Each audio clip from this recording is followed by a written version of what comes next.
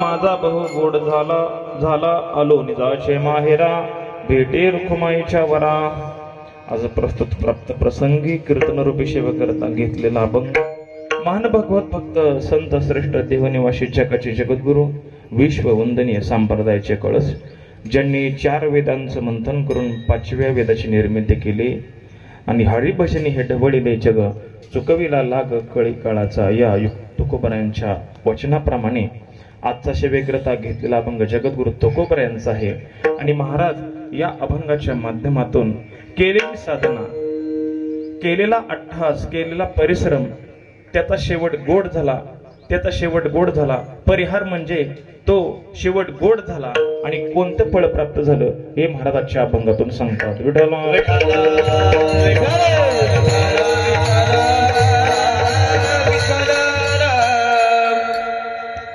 कैलासवासी साहेबराव कोंडिबा करे यांच्या 10व्या पुण्यस्मरणाच्या निमित्ताने या कीर्तनाला या ठिकाणी आपण सर्वजण जमलेलो आहोत। खरं तर हे 10वं पुण्यस्मरण आहे। चांगला मुलगा जर बापाच्या पोटे आई वडिलांच्या पोटे जन्माला आला तर त्या आई वडिलांना जिवंतपणे सुख प्राप्त होतं आणि गेल्यानंतर सुद्धा तो मुलगा त्यांच्या ऋणामध्ये राहून त्यांची पुण्यतिथीचे कार्यक्रम किंवा त्यांचा आठव म्हणून काहीतरी दान धर्म करत असतो। म्हणून या पद्धतीने खरं पाहिलं तर एक पुण्यतिथी दुसरी पुण्यतिथी होणं सुद्धा कठीण आहे या कलियुगामध्ये, पण तरी सुद्धा आमचे हरिभक्ती परायण मोठ्या भावाप्रमाणेच आहेत। बुवासाहेबजी महाराज करे ते अखंड 10 वर्ष झाली आपल्या वडिलांच्या ऋणामध्ये राहून कुठंतरी थोडासा ऋणामधून उत्तीर्ण होण्याचा प्रयत्न करत असतात। म्हणून दरवर्षी या तिथीला ते पुण्यतिथी साजरी करत असतात। 9 वर्ष पूर्ण झाले, ही 10वी पुण्यतिथी आहे। विठ्ठल विठ्ठल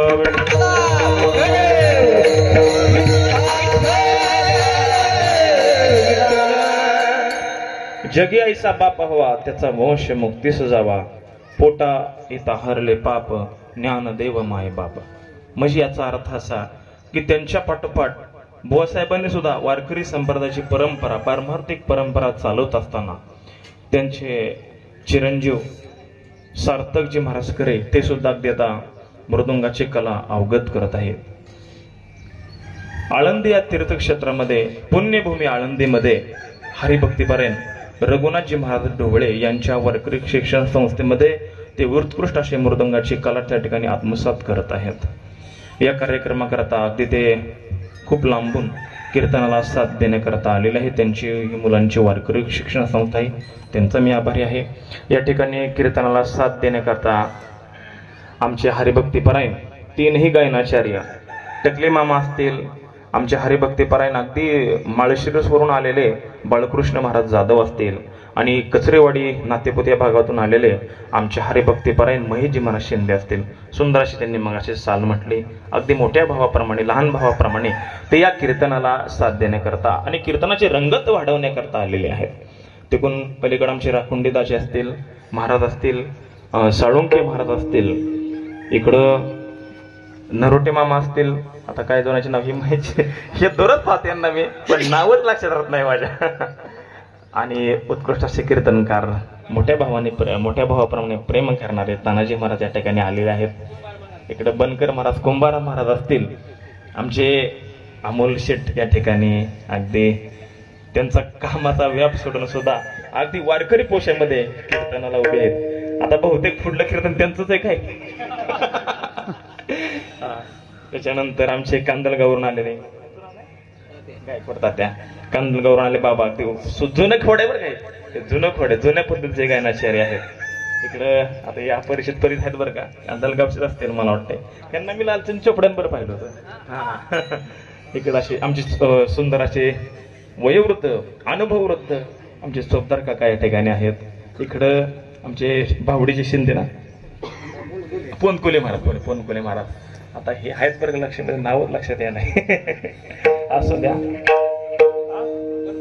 बनकरवाडी भजनी मंडळ आमचे वडील आहेत, तिकडे आमचे नरोटे मामा खास जिरेगावून कुरकुमूरून माझं कीर्तन ऐकण्याकरता महाराजांच्या शब्दाला मान देण्याकरता या ठिकाणी आलेले आहेत। सुंदर असे ज्यांची साऊंड सिस्टीम आहे, जाकीर साऊंड सिस्टीम, या ठिकाणी सार्थक महाराज पेटी मास्तर या ठिकाणी आहेत, पुढे कल्याण भाऊ बसलेले आहेत, सर्व श्रोतेवर्ग आहेत, माता भगिनी आहेत, सर्वांच्या एकत्रित येण्यामधून या कार्यक्रमाला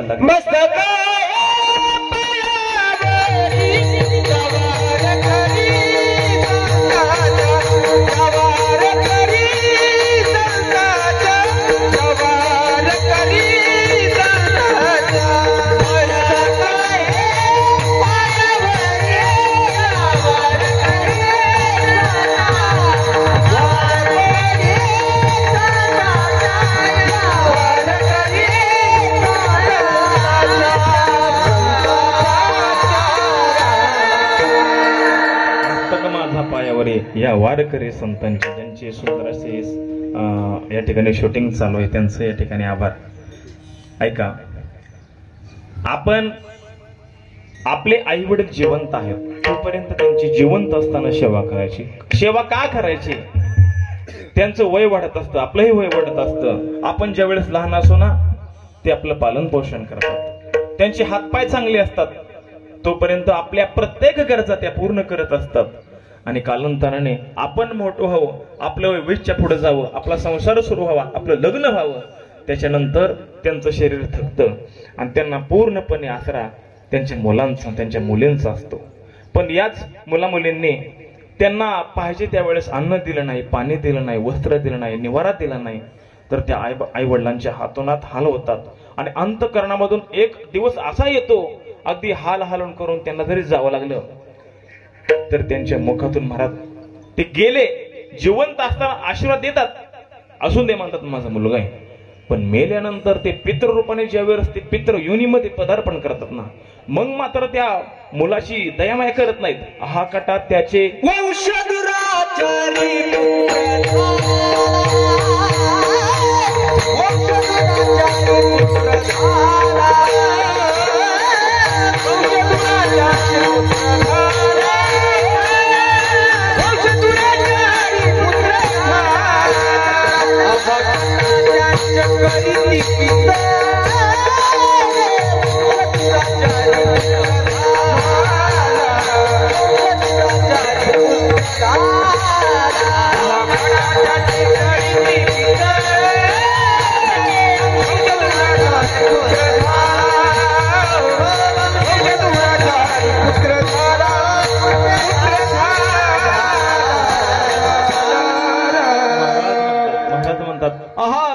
त्याचे करीती पितर वंश दुराचारी पुत्र झाला। ते पितर म्हणतात हा कटा म्हणजे दोन्ही हाताने बोट मोडतात। अरे असा नास्तिक, असा निर्दयी, असा कृतज्ञ मुलगा आमच्या कुळामध्ये जन्मालाच कशाला आला?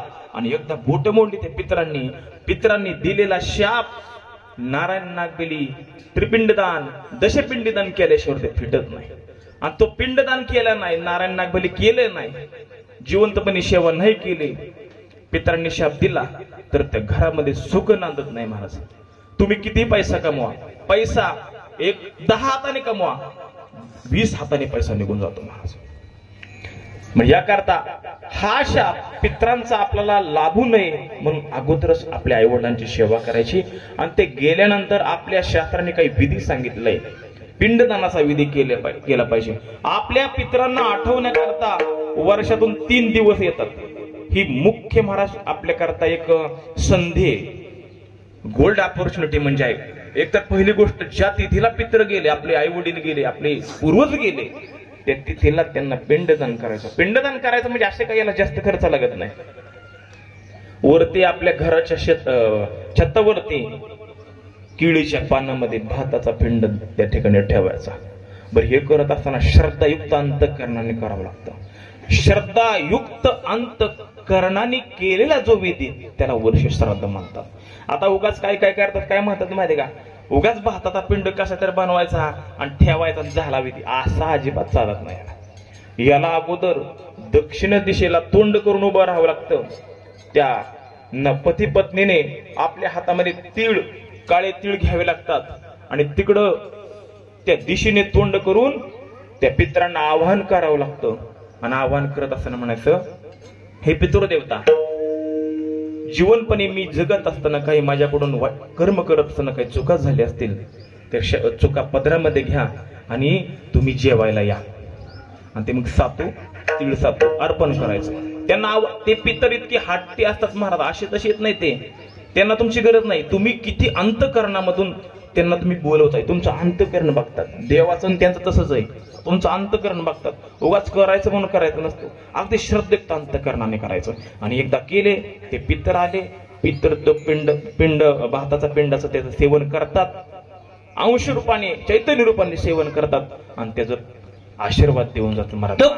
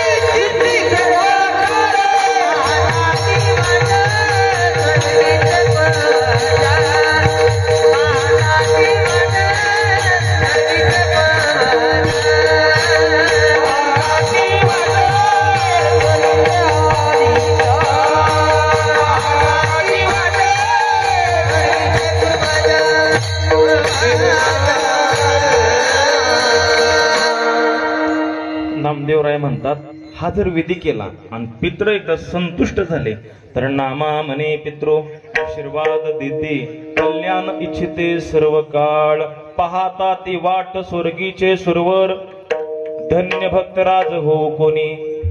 एकदा आशीर्वाद दिला, एकदा आशीर्वाद प्राप्त झाला तर आपल्या घरामध्ये सुख शांती नांदते. म्हणून कृतज्ञ व्हायचं, कृतज्ञ व्हायचं नाही. कृतज्ञ म्हणजे आई वडिलांची सेवा करून त्यांच्या ऋणात राहणं, हात जोडून राहणं. जिने दिले त्यासी द्यावा पिंडदान, उत्तीर्ण चरण धरून व्हावे. आणि कृतज्ञ याचा अर्थ महाराज, कृतज्ञाला महाराज नरकाची प्राप्ती महाराज. त्याच्या बाबतीत पूर्वजांनी शाप दिलेला आहे. पण कृतज्ञ किती वाईट असतो त्याचे एक उदाहरण देतो तुम्हाला. एक साधू महात्मे रस्त्याने चाललेले असताना रस्त्याच्या कडेला एक स्मशानभूमी होते आणि स्मशानभूमी असल्यामुळं त्यांनी पाहिलं तर एक बाई त्या स्मशानभूमीमध्ये काहीतरी पेटवून त्या चुलीवरती काहीतरी करते. महात्म्यांनी पाहिलं, म्हटलं या स्मशानभूमीमध्ये ही बाई काय करते, आपण एकदा विचारूच. ते साधू महात्मे त्या स्मशानभूमीमध्ये गेले आणि त्या बाईला पाहिलं. बाई तुम्ही कोण? म्हणले महाराज मी चांडाळीन आहे. चांडाळीन? चांडाळीन म्हणजे काय? चांडाळीन याचा अर्थ जी जिवंत मनी कुत्र्याचं मांस खाते तिला चांडाळीन म्हणतात. चांडाळीन तुम्ही काय करताय?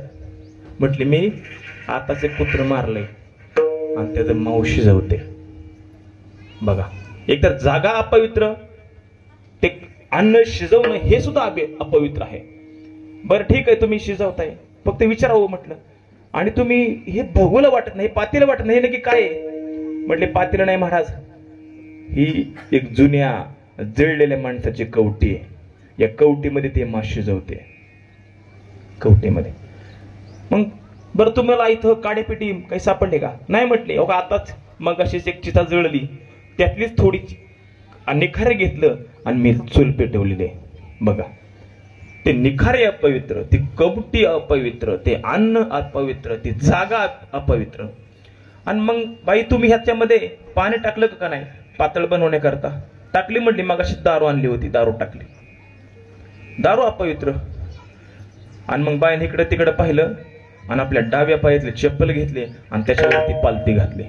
आता मात्र साध बाबा पूर्ण चमकले. म्हटले अहो बाई हे सगळं अपवित्र खाताय तुम्ही, चप्पल का ठेवली? म्हणले याला नजर लागू नाही कुणाची. कुणाची लागते नजर? एकतर हे इतकं अपवित्र आहे आणि ह्याच्या अपवित्रपेक्षा आणखी काय अपवित्र आहे? तर त्या चांडाळीनबाईने सांगितलं, महाराज माझ्यापेक्षा या अन्नापेक्षा एक गोष्ट अपवित्र आहे आणि त्याची नजर त्याच्यापेक्षा अपवित्र आहे. म्हणजे काय?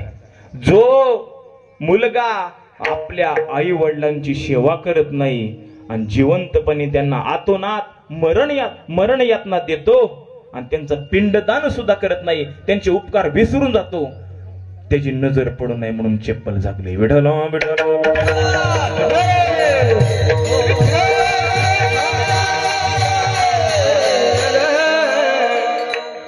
आपल्या शास्त्राने याचं खंडन केलं महाराज. मुलगा चांगला असला ते आई वडील धन्य आहेत, पण मुलगा वंशदुराचारी पुत्र झाला, आई रे बैमान दुनिया, आई रे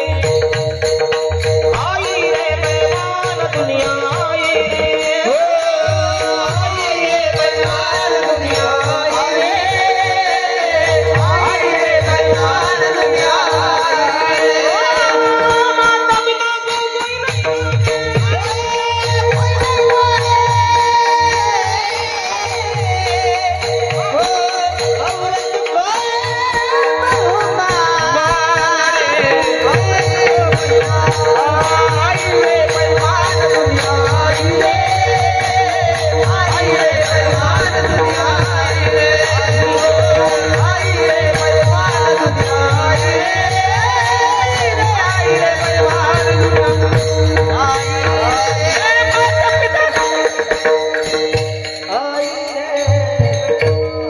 कबीर महाराज सांगतात, आई रे बैमान दुनिया, आई रे. कशी बैमान आली? माता पिता को कोई नाही माने. ज्या आई वडिलांनी आपल्याला लहानाचं मोठं केलं त्यांना कोणी मानत नाही. एकदा त्यांचं लग्न झालं, वैशाख साजरा झाला की त्या आई वडिलांचं घर अगदी घरापासून त्यांना गोट्यामध्ये टाकलं जातं. कधी कधी एक दोन दिवस अन्न मिळत नाही. औरत को बहुमान. आणि पत्नीच्या प्रत्येक लाड, प्रत्येक कोड तो पती पत्नीचे पूर्वच असतो. मग पण आई वडिलांची जर सेवा केली तर आपल्याला ब्रह्मज्ञानाची सुद्धा प्राप्ती होते, त्रिकाल ज्ञान प्राप्त होतं. आई वडिलांची सेवा करून काय प्राप्त होतं याचं एक उदाहरण देतो. एक कौशिक नावाचे ब्राह्मण जंगलामध्ये तपश्चर्या करण्याकरता गेले. तपश्चर्या करण्याकरता बसले तपाला. थोडे दिवस उलटले आणि त्या तपाचे सामर्थ्य तपिनला अमुप चिरंजीव कल्प वैकुंठ नांदे या अभंगाप्रमाणे त्यांना ती शक्ती प्राप्त झाली. साधना चालू आहे, तपश्चर्या चालू आहे. तेवढ्या ज्या झाडाखाली ते साधना करण्याकरता बसलेले होते त्या झाडावरती एक बगळा आला आणि तो बगळा आल्यानंतर बगळ्याचा किरकस असा आवाज येऊ लागला आणि ती साधना भंग होऊ लागली, तप भंग होऊ लागलं. अगदी तपश्चर्या भंग झाली आणि कौशिक ब्राह्मणाने वर पाहिलं, डोळे रागाने वर पाहिलं, डोळे लाल झालेले होते आणि त्या डोळ्यामध्ये तपाची साधना उतरलेली असल्यामुळे त्या डोळ्यामध्ये शक्ती प्राप्त झाली. अगदी अग्निज्योत बाहेर आली आणि क्षणार्धामध्ये तो बगळा जळून खाक झाला. त्यांच्या डोळ्यासमोर बगळा जळून खाक झाला, राख खाली पडली. मग त्यांना कळलं, वा वा वा, माझी साधना फलद्रुप्त झाली. आता चला, आपली साधना फलद्रुप्त झालेली आहे, आता बाकीचं पुढलं कार्य करू. मी एका गावामध्ये आले आणि गावामध्ये संन्यासाचा वेश धारण केला, गळ्यामध्ये झोळी अडकवली आणि एका पतिव्रता महिलेच्या दारापुढे आले. भिक्षा देई, भिक्षा मागण्याकरता हाक दिली. पण 1 मिनिट 2 मिनिट झाले तर घरामधून कोणी आलं नाही. त्या घरामध्ये ती पतिव्रता माता होती आणि ती आपल्या पतीच्या सेवेमध्ये मग्न होते. बराच वेळ झाला आणि मग लगबगीने ती माता सुपामध्ये काही धान्य घेऊन आली आणि कौशिक ब्राह्मणी रागाने पाहिले डोळे ते मातेने पाहिले. महाराज, साधू महात्मे, मला माफ करा, माझ्याकडून थोडा उशीर झाला, कारण मी माझ्या पतीच्या सेवेमध्ये रममाण झालेले होते. तरी सुद्धा यांचा राग कमी झाला नाही. हे अगदी लाल डोळे होऊन त्या पतिव्रते मातेकडे पाहत होते. त्यावेळेस ती पतिव्रता माता म्हटली, काका, तुम्ही माझ्याकडे रागाने पाहू नका, मी काही जळायला बगडी नाही काय म्हटलं. आता त्यांचा राग पूर्ण निमाशांत झाला. त्यांनी पाहिलं, एकतर त्या जंगलामध्ये मी आणि तो बगळा होतो, त्या बगळ्याला माझ्या डोळ्याने त्याचा नाश झाला, तिथं पाहायला कुणी नव्हतं आणि हे या मातेला कळलंच कसं. भिक्षा घेतली. माझा एक प्रश्न आहे, त्या ब्राह्मणाने त्या पतिव्रता मातेला विचारलं, म्हटले, त्या बगळ्याला जाळून मारलं, त्या ठिकाणी बगळा जळला माझ्या समोर, हे तुला कसं कळालं? म्हटले महाराज त्यात काय अवघड आहे म्हटले, ते काय सांगताय म्हटले, मी माझ्या पतीची सेवा केल्यामुळं मला ते त्रिकाल ज्ञान प्राप्त झाले, इथं बसून मी सगळं पाहू शकते या जगामध्ये काय चाललंय. तो निमाच बघला. म्हणले महाराज हे काय पाहता तुम्ही, आमच्या गावाच्या खाल्ल्या साईडला एका फाशे पारत्याचं घर आहे, त्याला तर माझ्यापेक्षा जास्त माहिती आहे. मग तो पुराच हा बघला. मग ते ब्राह्मण या मार्गाने जावा, खाली त्याचं घर आहे. मग त्या मार्गाने ते कौशिक ब्राह्मण त्या फाशे पारत्याच्या घराजवळ आले. घराजवळ त्यांनी दुकान टाकलेलं होतं. आता त्या पारत्याचं दुकान कसलं असणार आहे, तो सावध मारून आणायचा शिकार करून आणि तिथं मांस विकायचा. आणि तिथं गर्दी होती, लय भरपूर गर्दी जमलेली होती. आता ते ब्राह्मण पाहत होते की याला बघायला मिळते का, पण त्या गर्दीमध्ये काही ब्राह्मणांना तो पारधी पाहायला मिळाला नाही. ब्राह्मण म्हटले जाऊन दे, आता आपण जाऊ महागारी. महागारीत जाणार त्या पारधीने ओळखले, हाक मारले, ओ कौशिक ब्राह्मण इकडे या, थांबा, अहो मी तुम्हाला पाहिलंय म्हटलं, इकडे या. आणि तोच राग त्या ब्राह्मणांचा, लाल डोळे करून त्या पारध्याकडे पाहू लागले, वेद्याकडे पाहू लागले. अहो ब्राह्मण काका, एवढे राग डोळे करू नका, मी काय बघलाय का मुळे जोडून भस्म व्हायला, असं म्हटले. मग ते पुरेच गार झाले आणि विचारलं तुम्हाला कसं कळालं, त्यात काय अवघड आहे, मला माझ्या देवाने ती शक्ती दिलेली, मी माझ्या घरामध्ये त्या देवाची साधना करतो, त्या देवांची सेवा करतो, म्हणून मला हे त्रिकाल ज्ञान प्राप्त झालंय. मग मात्र कौशिक ब्राह्मणांना उत्सुकता लागली की नक्की कोणत्या देवाची साधना अशी करतोय हा, मांस विकून सुद्धा, शिकार करून सुद्धा, प्राणी मारून सुद्धा एवढा ज्ञानी कसा होऊ शकतो. त्या ब्राह्मणांनी त्या कौशिक ब्राह्मणांनी त्या वेद्याला विचारलं, मला सांगशील का, मला घरामध्ये दाखव कोणते देव, या म्हणला घरामध्ये या. घरामध्ये काय नव्हतं, साधं घर होतं. घरामध्ये नेलं आणि शयन कक्षामध्ये घेऊन गेल्यानंतर त्यांनी पाहिलं एका पलंगावरती आई आणि एका पलंगावरती वडील. म्हटले हेच माझे देव, हेच माझे देव, मी यांची दिवस रात्र अहोरात्र सेवा करतो. सेवेमध्ये यांना आंघोळ घातल्यापासून सकाळचं दुपारचं भोजन देतो, पाणी देतो, यांचे हातपाय चेपून देतो, यांचा एक शब्द सुद्धा खाली पडून देत नाही. मला हे ज्ञान प्राप्त झाले. ऐका, ऋषी मुनी जपी तपी संन्यासी आपलं उभं आयुष्य पांडुरंगाच्या भक्तीमध्ये, पांडुरंगाची प्राप्ती व्हावी याकरता उभं आयुष्य रानामध्ये वनामध्ये घालवतात, डोंगर कड्या कपाऱ्यामध्ये साधना करतात, त्यांना सुद्धा ते ज्ञान प्राप्त होत नाही. ते ज्ञान प्राप्त त्या वेद्याला झालं आपल्या आई वडिलांची सेवा करून. मग मात्र कळालं की आई वडिलांची सेवा केल्यानंतर सुद्धा ज्या पुंडलिक रायाने आई वडिलांची सेवा केली तो पांडुरंग परमात्मा विटेवरती पुंडलिकासाठी अजून तिष्ठत. तो का म्हणे मात धन्य त्याची, म्हणून आपल्या आई वडिलांची सेवा करावी. विठ्ठल विठ्ठल विठ्ठल.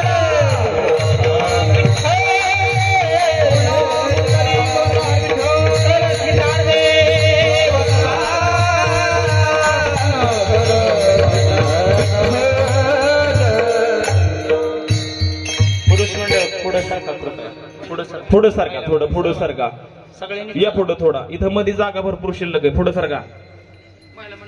हा महिला माता भगिनी पुढं सारखा, पुढल्या पुढे या, थोडा उठून या. अभंगाच्या सुरुवात आहे शेवट. महाराज शेवट हा शब्द कुणालाच आवडत नाही. आयुष्याचा आपला शेवट व्हावा असं कुणालाच वाटत नाही. ज्ञानोबरांची व्हावी. अगामर हा बोलणा साहती, मेल्यावरती रडती. मर एखादा जरी म्हटलं ना, जा की तिकडं मर, असं मर म्हटलं तरी आम्हाला राग येतो. पण तो राग मात्र किती जरी राग आला तर शेवट प्रत्येकाचा ठरलेला आहे. का आवश शेवट एरवाऊ की खटपट, तरू जाता वाट, हो विरळायचा एखादा.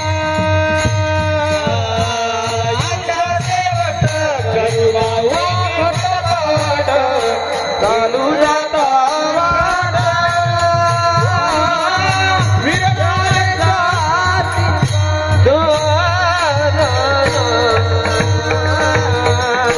महाराज म्हणतात अवश्य शेवट एरवा उगी खटपट, चालू जाता वाट विरळायसा एखादा.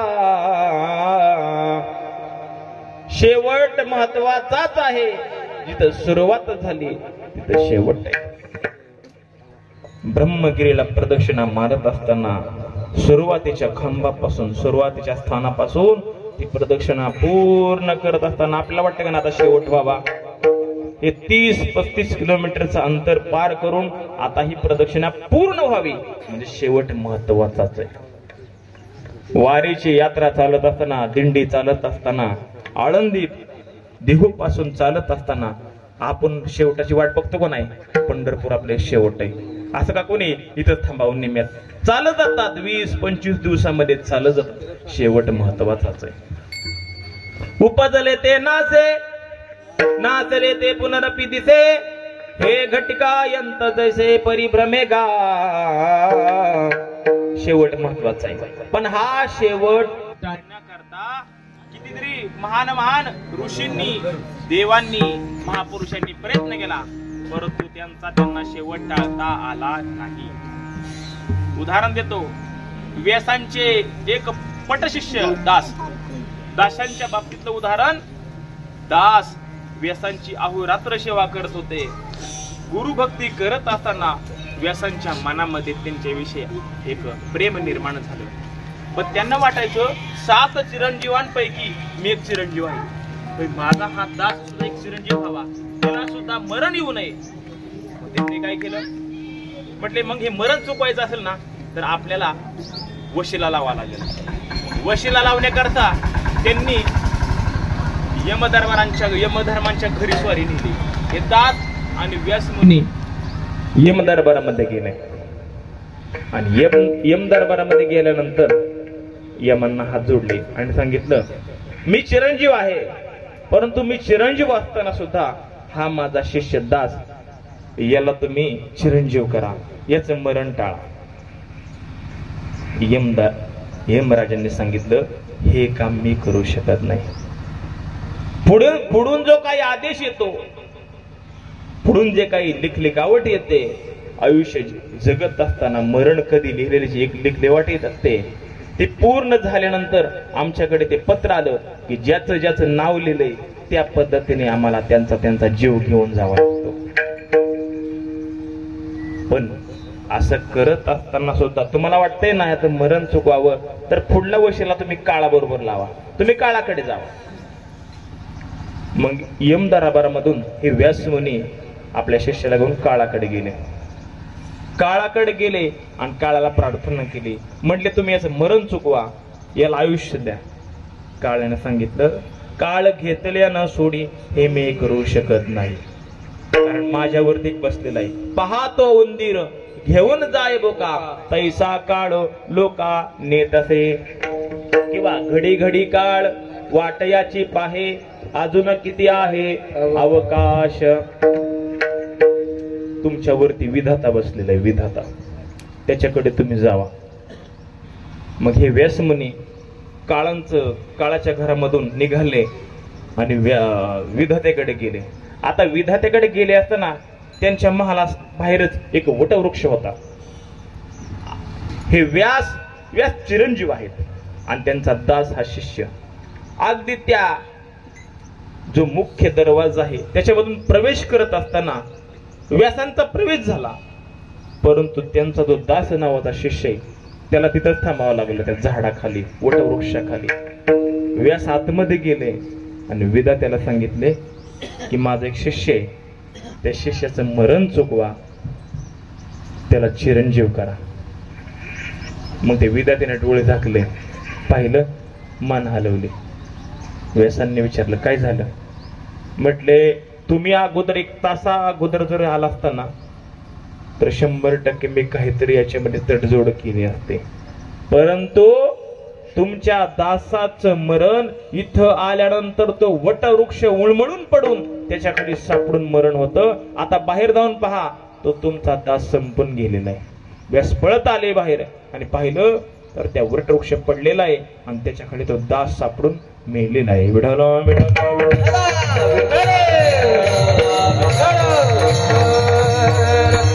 मला सांगा, गरुडाची आई आजारी पडली. गरुडाला वाटायचं माझी माता, मी तर देवाचं भगवान विष्णूंचं वाहन आहे आणि माझ्या मातेला मरण कसं येऊ शकतं. पण गरुडाने कितीतरी अट्टास केला, शेवटी त्याने स्वतःहून आपल्या आईला मरणाच्या दारात नेऊन ठेवलं. येथे उरो नाही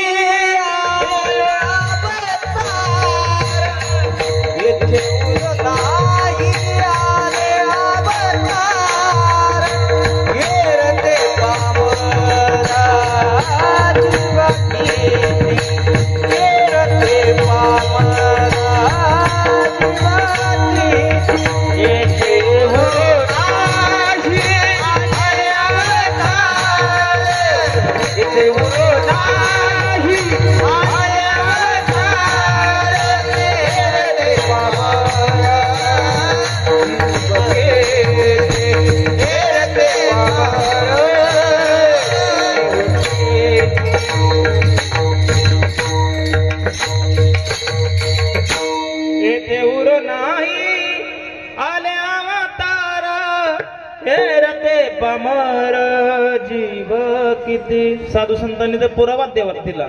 इथं काय काय उरलं नाही.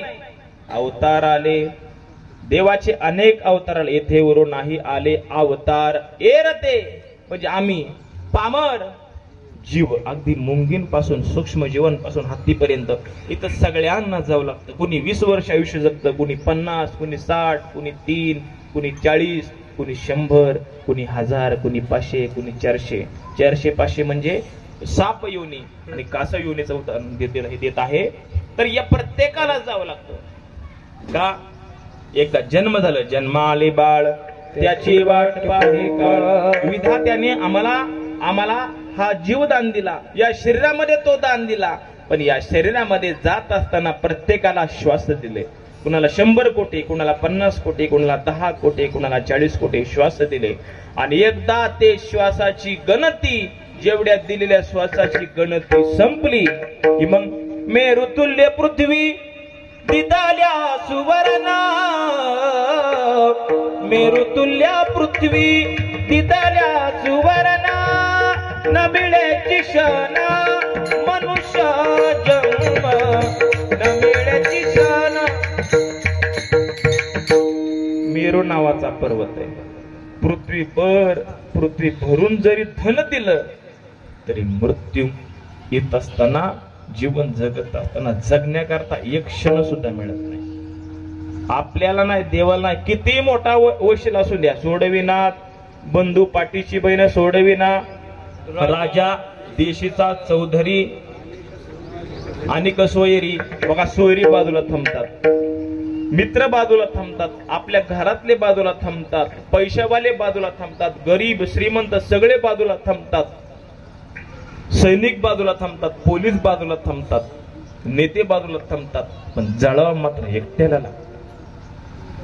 जाळण्याकरता तिथं अनेक जण आलेले असतात, पाहत असतात हा एकटाच जळतोय. पण कुणी सुद्धा येऊन त्या जाळणाऱ्या मनुष्याला त्याचा आत्मा पुन्हा माघारी आणून देऊ शकत नाही. मित्राले गोत्राले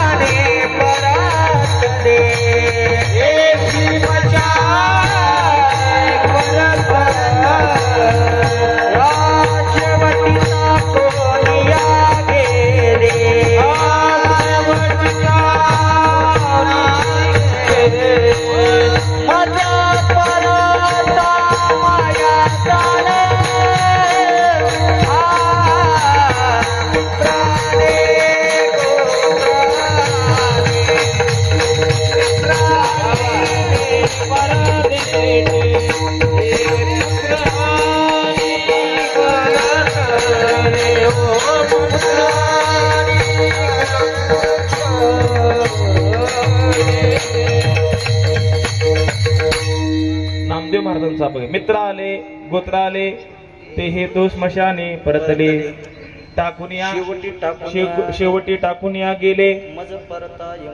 हा ओका जाळण्याकरता सगळे आलेले होते, पण जळणार मात्र एकच होता, त्याला सोडून निघून गेले. म्हणून हे जळणारे पाहिल्यानंतर आता तिथं स्मशान वैराग्य नावाचा एक शब्द ऐकलाय का तुम्ही कधी?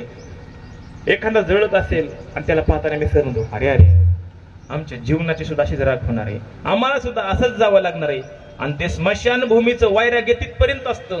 आणि एकदा त्याला अग्नी दिला, त्याला प्रदक्षिणा मारल्या आणि सर्व अगदी 100-200 मीटरवर बाजूला आले, मग काढा तंबाखू, मग झाल्या संसाराच्या गप्पा सुरू. ह्यालाच म्हणायचं स्मशान वैराग्य. पण पूर्ण वैराग्य धारण करणे म्हणजे काय? एक पहा तसा एकाची दहने सावध त्यागुने कार्य व्हा.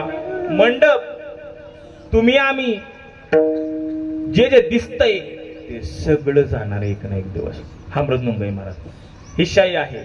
ही शाई भरण्याकरता आम्ही काही 700 रुपये 800 रुपये दिले असतील, पण ही शाई आम्ही वापरत असताना एक ना एक दिवस ती शाई सुद्धा ओढून